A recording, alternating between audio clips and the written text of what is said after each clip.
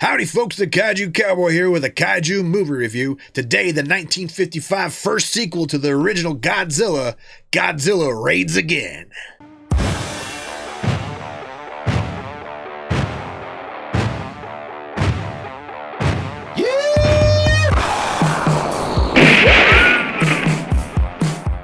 Godzilla Raids Again was a fast-track sequel to the original Godzilla, released in April of 1955, just over 6 months after the original release in October 1954. In this sequel, another Godzilla is discovered after two scouting pilots for a fishing company, Shoichi Tsukioka and Koji Kobayashi, are forced to land their planes on a remote island after one of their planes malfunctions. On this island, they discover another Godzilla exists, but not only this, there's a second monster and a second kaiju introduced into the Godzilla universe, Anguirus, the giant ankylosaurus. The two pilots are able to escape as the two monsters go head-to-head across the island before falling into the ocean. The pilots return to Osaka to tell the government, hey, there's more giant monsters to look out for. What do we do now? As the government discusses what to do if the monsters come back to the mainland of Japan, we see a familiar face from the original 1954 Godzilla, with the return of Takashi Shimura as Dr. Yamane. Dr. Yamane says light seems to attract the Godzilla creatures as they have flashbacks to the hydrogen bombing tests that seem to have woke these ancient prehistoric monsters. Since the oxygen destroyer is gone along with its creator, Dr. Serizawa, at the bottom of the Tokyo Bay, Dr. Yamane decides there might be only one way to draw Godzilla away from Japan,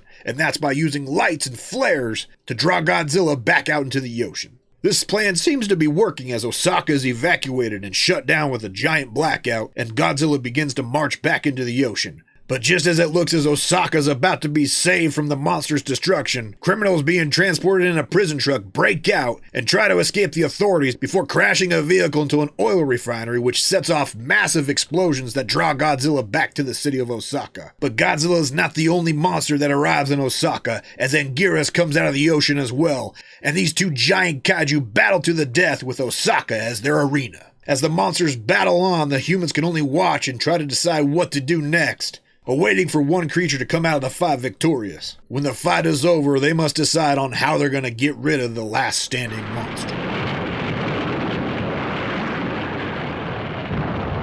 Godzilla Raids Again was directed by Motoyoshi Oda. While Toho wanted Ishiro Honda back to direct the sequel, he was busy directing another film and was unavailable for this film's production. It would have been interesting to see Honda as the director of this film, as Oda's directing isn't too inspiring.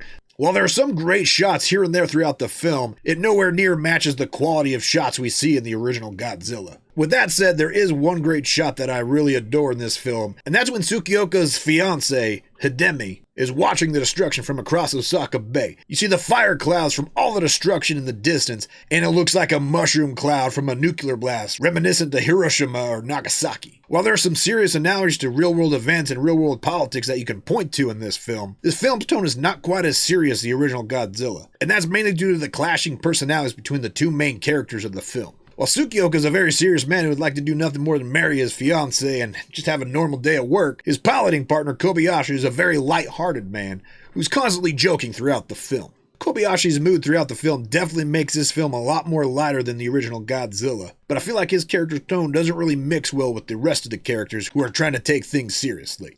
Another aspect of the film that's lacking that made the original 1954 such a classic is the score and musical motifs created by the original composer Akira Ifukube. While this film is scored by Masaru Sato, his score does not have the same emotional depth that you feel as you watch the 1954 classic. It's more just there to accentuate the action and not really add anything to what you see on the film.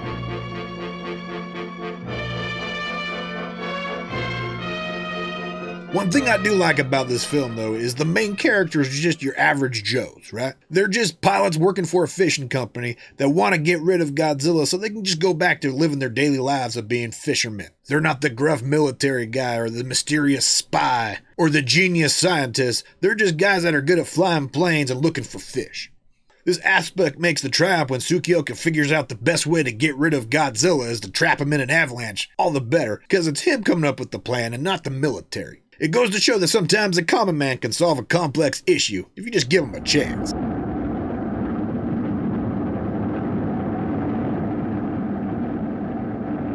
But now let's talk about the part we watched all giant monster movies for, the giant monster action!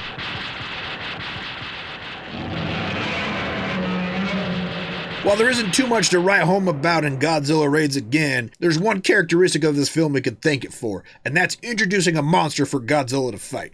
Now this is the first film where there's another monster for Godzilla to fight, and hey, this set the stage for all the great battles that we see today as Godzilla faces off against foe after foe in the future films. The new monster Anguirus, a giant ankylosaurus, Godzilla's first foe and also his first friend. While it's nice to see two monsters in this kaiju film, the monster action really leaves you wanting a little bit more. A lot of the fight scenes between Godzilla and Anguirus are just the two of the monsters butting up against each other. It kind of looks like a junior high wrestling match between two amateur teenage wrestlers who really don't know any techniques or methods of how to take out their foe efficiently. One thing I do like about this film is there's some great shots of Godzilla in it. It's a recreated suit for this film. All in all, I don't really like the look of Godzilla, but I like the fact that you actually get some better glimpses of Godzilla, giving you a good shot of this giant monster in all of its glory. While its design in this film may not be that glorious, he's a little bit thinner and his face is a little different. It was great to see some good clear shots of Godzilla. While it wasn't the best giant monster action in this film,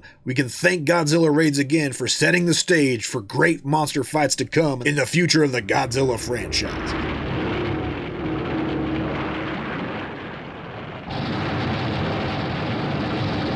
Now when it comes to grading films here at the Kaiju Cowboy Ranch, there's one way we do it, and that's determining how much firepower out of a 6-shooter the film has. In Godzilla Raids Again, you got 2 bullets out of a 6-shooter. With the film's uneven tone, lackluster monster fights, and a production value that's not too inspiring, it's difficult to be excited about Godzilla Raids Again, other than the fact that it sets up the stage for Godzilla to fight a monster in nearly every film going forward. If Toho was able to bring back the whole crew from the original Godzilla, I feel like Godzilla Raids Again would have been a better film. But hey, when you rush something out like they did with Godzilla Raids Again, it's easy to see why the quality didn't hold up to the original classic. That does it for this kaiju movie review. If you liked it, hit that thumbs up button and share this video with all your kaiju loving friends. And don't forget to comment below, what do you think of Godzilla Raids Again? Does it live up to the original? I don't think it does. But what are your positive and negatives for this film, and do you like how it set the stage for Godzilla fighting monsters from here on out? Let me know in the comments below what you think. Until next time, remember folks, don't drink downstream from the herd.